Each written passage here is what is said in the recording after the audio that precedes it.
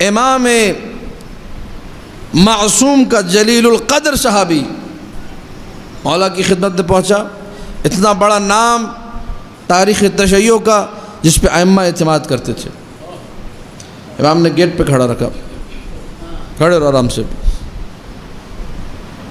اب وہ بھی پریشان ہے کہ مولا نے کبھی ایسا کیا تو نہیں میرے ساتھ، اجازت لے کر گیا، بتا کر گیا، لیکن جب پہنچا تو امام نے گیٹ پہ کھڑا رکھا۔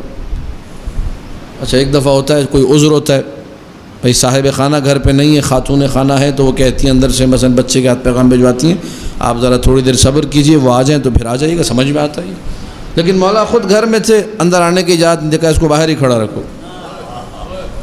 پریشان ہے کہ یہ آج تو امام تو اسوہ حسنہ کا مالک ہے، خلق عظیم کا مالک ہے، فرزند رسول ہے، جس طرح انک لعلی خلق عظیم رسول کے لیے ہے، وہ ان کی اولاد کے لیے بھی سب کے سب اخلاق حسنہ کے مالک ہیں، سب کے سب اسوہ حسنہ کے مالک ہیں۔ بڑا پریشان ہوا۔ بہرحال جب سزا مکمل ہو گئی اور مولا نے اندر آنے کی اجازت دی تو کہا مولا مجھے سمجھ میں نہیں آیا یہ آپ نے اتنی دیر آج مجھے باہر کھڑا کیوں رکھا؟ کہا فلاں سید تمہارے دروازے پر آیا تھا، تم نے اس کے لیے دروازہ کیوں نہیں کھولا؟ فلاں سید تمہارے دروازے پر آیا تھا، دروازہ کیوں نہیں کھولا؟ کہا مولا وہ شرابی تھا، شراب پیتا تھا، میں نے اس لیے نہیں کھولا۔ کہا تمہیں شراب پینا نظر آ گیا، سید ہونا نظر نہیں آیا؟ یہ ہے منطق اہل بیت، یہ ہے آل محمد کی تھیوری جس کو ہم نے پریکٹیکل بنانا ہے۔ جب تک میں اور آپ اس زاویے سے آ کر شیعوں کو قریب نہیں کریں گے، معاشرے میں بگاڑ ہی بگاڑ ہوگا۔ اس کا قطعاً یہ مطلب نہیں ہے کہ ہم لوگ برائی کی جو ہے تائید کر رہے ہیں، برائی پر لعنت ہی ہے، اور میں تو کہہ چکا ہوں برائی ہے ہی دشمنان آل محمد کی طرف سے۔ یہ اتنی شراب وراب ہے یہ سب انہی کی طرف سے آئی ہے، سارے نشے وہی کرتے تھے، دیکھیے تاریخ جا کے پڑھیے، اور نشوں میں دھت رہ کر جمعے کی نماز بدھ کے دن جا کے پڑھا دیا کرتے تھے، محراب کے اندر مصلی میں الٹیاں کیا کرتے تھے، کبھی کبھار خود نہیں جا سکے تو جو کنیز رات بھر ان کے سامنے ناچ رہی تھی اسی کو نماز پڑھنے بھیج دیا۔ یہ تو تاریخ ہے، یہ تو شراب تو وہاں سے آئی ہے۔ ڈکیتیاں اور چوریاں کہاں سے آئی ہیں وہ آپ بہتر جانتے ہیں، رسول اللہ کے بعد پہلی ڈکیتی کب پڑی آپ کو مجھے زیادہ اچھے طریقے سے معلوم ہے۔ تو ساری برائیاں وہی سے آئی ہیں۔ ہم تو کبھی ہو ہی نہیں سکتا کہ شیعہ اور برائی کی تائید کرے، شیعہ اور غلط کام کی تائید کرے، لیکن اگر کسی شیعہ سے غلطی ہو جائے تو شیعہ یہ بھی نہیں کر سکتا غلطی تو دیکھ لے، محبت کو اگنور کر دے۔ اس کے دل میں محبت اہل بیت بھی تو ہے، مولا کا چاہنے والا بھی تو ہے۔ چلو کسی نیت سے نہیں، اسی نیت سے تم معاف کر دو کہ میں اور تم بھی گنہگار ہیں، ہم معاف کر دیتے ہیں، اللہ ہمیں بھی معاف کر دے۔ میں اپنا دل بڑا کرنے کو تیار نہیں، آپ اپنا دل بڑا کرنے کو تیار نہیں، اس کے بعد یہ نعرے لگاؤ اتحاد بین المومنین کے۔ آپ نے کتنے لوگوں کی غلطیاں معاف کی؟ پتہ چلا وہ صاحب جو اتحاد بین المومنین کا نعرہ لگا رہے تھے وہ 10 سال سے اپنے بھائی سے لڑے بیٹھے، اپنے بھائی کی شکل دیکھنے کو تیار، اپنی سگی بہن کا منہ جو ہے 15 سال سے نہیں دیکھا۔ جی کیا ہوا تھا؟ وہ بس وہ ابا کی ڈیتھ پہ لڑائی ہو گئی تھی، اس کے بعد سے میں گیا ہی نہیں۔ جو اپنے سگوں کے ساتھ یہ سلوک، یہ میں مفروضے نہیں پیش کر رہا، یہ حقائق ہیں۔ تو جو اپنے گھر کے اندر ٹھیک نہ ہو، اپنی سگی بہن اپنے سگے بھائی کے ساتھ ٹھیک نہ ہو، وہ کیسے اتحاد بین المومنین کی بات کر رہا ہے؟ وہ دوسروں کو گلے کیسے لگائے گا جو اپنے سگوں کو گلے لگانے کو تیار؟ ٹھیک ہے یا نہیں ہے؟ یہ بات اگر ممبر سے نہ کروں تو میں کہاں جا کے یہ بات کروں؟ خدا را اگر اتحاد بین المومنین کو آپ نے فروغ دینا ہے تو معاشرے میں جانے سے پہلے ذرا اپنے گھر میں دیکھیے وہاں ہے یا نہیں ہے۔ امیر المومنین نے ممبر کوفہ سے کہا اللہم انی اعوذ بک من ذنوب تعجل الفناء، بار الہ مجھے ان گناہوں سے بچا جو فنا، موت کو، بربادی کو نزدیک کر دیتے ہیں۔ ایک بندہ سامنے سے کھڑا ہو کے کہنے لگا مولا یہ کیسے گناہ ہوتے ہیں جو انسان کو تباہ و برباد کر دیتے ہیں، موت کو قریب لے آتے ہیں؟ مولا نے کہا قطیعۃ الرحم، اپنے سگے رشتہ داروں سے قطع تعلق کر لینا، اس کے بعد مولا نے عجیب جملہ کہا. اب یہ نہ کہیے گا کہ یہ جو ہے کیا ہو گیا، یہ مولا کا جملہ ہے، یہ خطابت نہیں، ذاکری نہیں.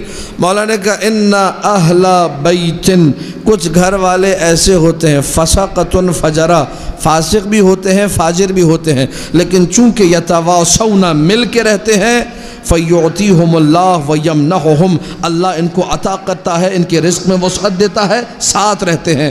واہل بیت اتقیاء، اور کچھ گھر والے ایسے ہوتے ہیں نماز کے پابند ہیں، متقی ہیں، پرہیزگار ہیں، لیکن چونکہ ایک دوسرے کی شکل نہیں دیکھتے اللہ ان کا رزق چھین لیتا ہے. مجھے ایسا تقویٰ نہیں چاہیے جہاں تم ایک دوسرے کی شکل.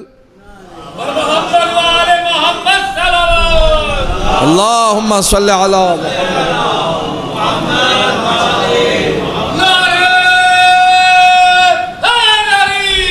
یا علی.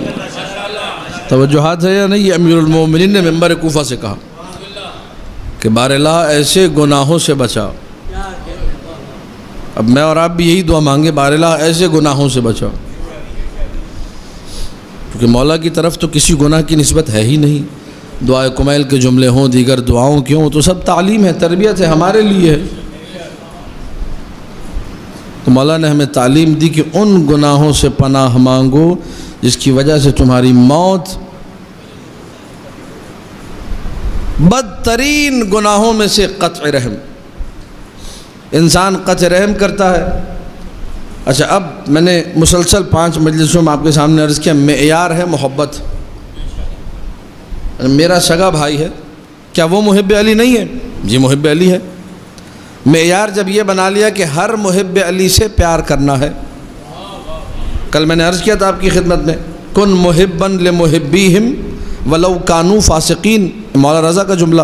جو آل محمد سے محبت کرتے ہیں ان سے محبت کرو، بھلے وہ فاسق ہی کیوں نہ ہوں. تو میں اپنے بھائی کو فاسق نہیں سمجھتا، لیکن چھوٹی سی بات پہ کوئی نوک جھونک، کوئی لڑائی جھگڑا، کوئی تلخ کلامی ہو گئی، اس کے بعد اس کی شکل دیکھنے کو تیار نہیں ہوں. اس کا مطلب میں نے محبت کی قدر نہیں کی. یہ جو میں بار بار کہتا ہوں نا محبت کی قدر نہیں کی، اس کو بھی ذرا سمجھ لیجئے. میں محبت کی قدر نہیں کرتا، یعنی جو آپ کے دل میں محبت ہے اس کی قدر نہیں کرتا، صرف اپنے دل میں موجود محبت کی قدر کرتا ہوں. میں ہی محب، دوسروں کو سمجھتا ہی نہیں. میں نے آپ کی محبت کو تو ویلیو نہیں دی نا. اگر میں آپ کو محبت اہل بیت کا اہل سمجھتا کہ جی یہ صاحب بھی محب اہل بیت ہیں، تو پھر آپ کی بات کو بھلا دیتا میں. بابا محب اہل بیت ہے، مولا کا چاہنے والا ہے. ہم میں سے کتنے لوگ ہیں جو اس بیس پہ معاف کرتے ہیں کہ یہ مولا کا چاہنے والا ہے، اس سے معاملہ کرو، مولا کا چاہنے والا ہے. اس سے تجارت کرو، شیعہ علی ہے. اس سے لین دین کرو، بھلے 4 پیسوں کو سے فائدہ ہو جائے، مسئلہ نہیں ہے. ہم لوگ جاتے ہیں مارکیٹ میں، 2 روپے کا بھی فرق آ رہا ہو، دوسرے سے لے لیں گے اپنے شیعہ کو 2 روپے زیادہ. بھائی یہ کیسی محبت ہے؟ دشمن اہل بیت کو پیسے دینے کو تیار ہے، شیعہ کو 2 روپے زیادہ دینے کو تیار. آپ کیوں؟ کیونکہ ہمارے دل میں 2 روپے کی محبت زیادہ ہے اور محبت اہل بیت اتنی ہی کم ہے. یہ وہ حقائق ہیں جو روایات سے نکالے گئے ہیں، میرا کچھ بھی نہیں ہے اس میں. اور وہ لوگ جو یہ کام کرتے ہیں ان کو جگہ جگہ پھر بعد میں نقصان ہوتا ہے، پریشانیاں اٹھانی پڑتی ہیں، بتاتے نہیں ہیں کہ ہم نے بدماشی کیا کی ہے. ان کا مسئلہ یہیں سے شروع ہوتا ہے. اپنوں کو چھوڑ دو، دوسروں سے رشتہ جوڑ دو. اپنوں کو بالکل سائیڈ لائن کر دیا، باقی ہر ایک سے ملنے کو تیار ہے.